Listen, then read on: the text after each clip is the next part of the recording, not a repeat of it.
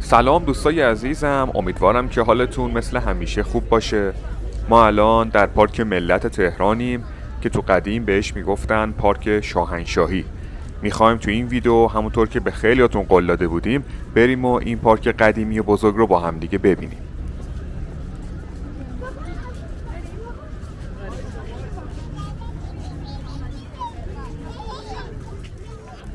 سمت راست که میبینید گذر گردشگری اقوام ایران زمینه، یه بازارچه تقریبا که به صورت محدود اینجا برگزار میشه و شما میتونید اینجا با سوغاتی ها و مواد غذایی شهرهای مختلف ایران آشنا بشین.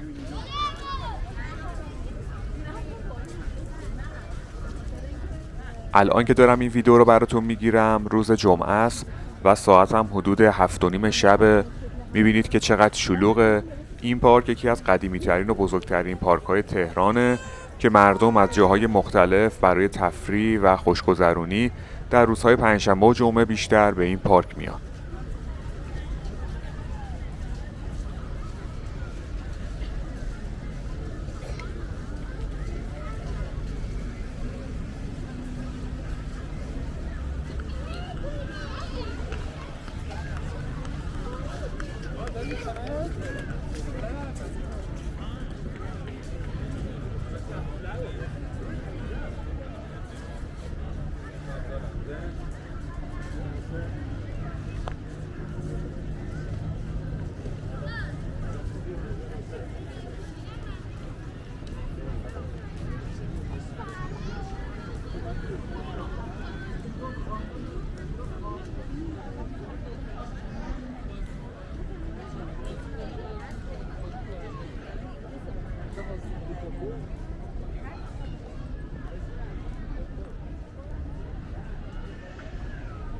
پارک ملت که تو قدیم بهش میگفتن بوستان شاهنشاهی یکی از قدیمی ترین و بهترین پارک های تهرانه. توی خیابون ولیعصر یا خیابون پهلوی سابق بالاتر از خیابون میرداماد. این پارک در سال 1345 یعنی حدود 56 سال پیش ساخته شده و مساحتش هم حدود 34 هکتاره و به سبک پارک های انگلیسی طراحی شده.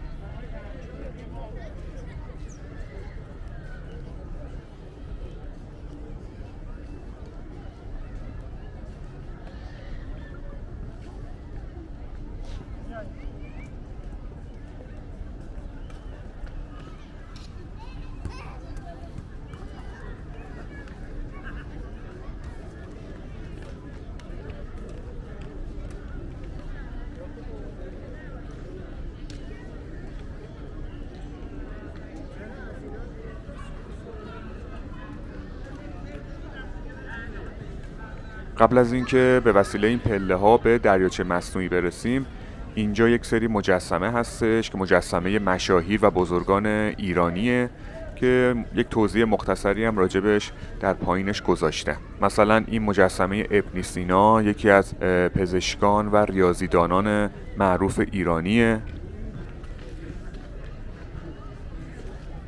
این مجسمه‌ای که سمت راست من هست هم مجسمه شهریار یکی از شاعران معروف ایرانی.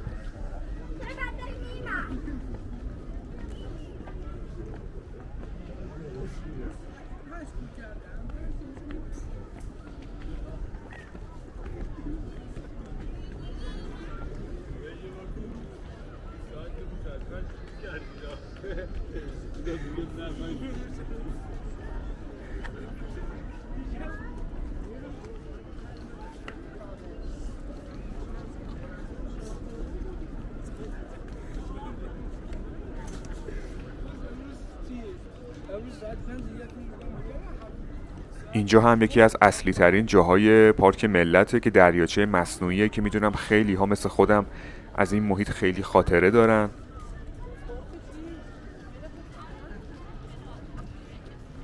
بریم جلوتر خود دریاچه هم با هم ببینیم.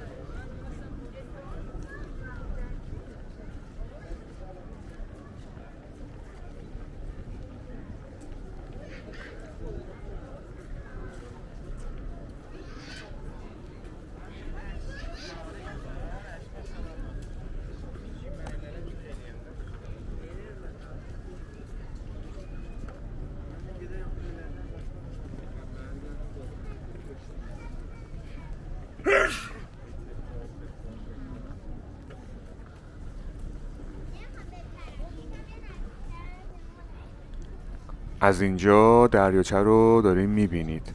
یه رستوران و یه کافی شاپ هم اونور دریاچه داره که اگه خواستین به اینجا اومدید میتونید از اون هم استفاده کنید.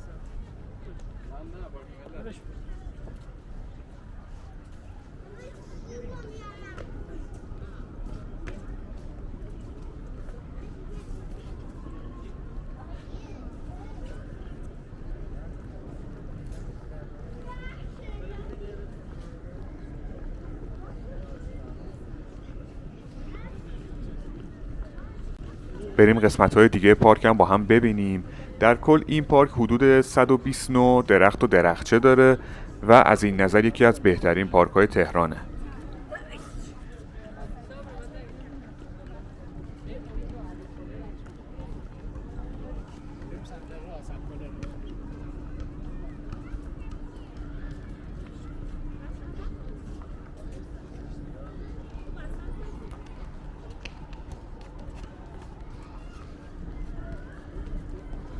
برای اومدن به اینجا به نظرم بهترین راه برای اینکه ایستگاه متروی زیاد نزدیک اینجا نداریم استفاده از اتوبوسه. شما میتونید اتوبوس تندرو یا بیارتی خط راه آهن تجریش استفاده کنید و ایستگاه پارک ملت پیاده بشین. از تاکسی ها یا اگه میخواین با ماشین بیاین میتونید از خیابون ولیعصر بالاتر از میدون ونک یا از سمت خیابون آفریقا یا بزرگراه نیایش به پارک ملت برسین.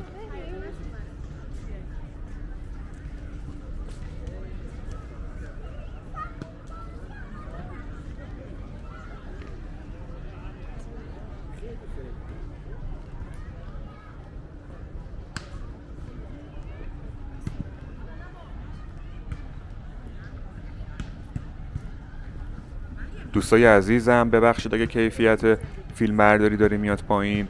اینجا کم کم داره شب میشه و اینجا هم پر از درخته و باعث میشه که نور کمتر باشه.